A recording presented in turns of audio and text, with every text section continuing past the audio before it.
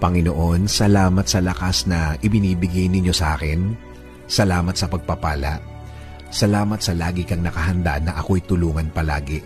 Alam kong lagi kang nakasuporta sa akin. Kahit ang nasa harapan ko ngayon, ang mga nangyayari ngayon, ang mga problemang nasa buhay ko ngayon ay hindi ko maintindihan. Kahit na ang tingin ko sa sitwasyon ko ngayon ay napakagulo. Sa iyo pa rin ako aasa, sa iyo pa rin ako kakapit because you said in your word that you will always be there for me with a helping hand. As a father to me, I thank you, Lord. Hindi ako manghihina sa mga bagay na to.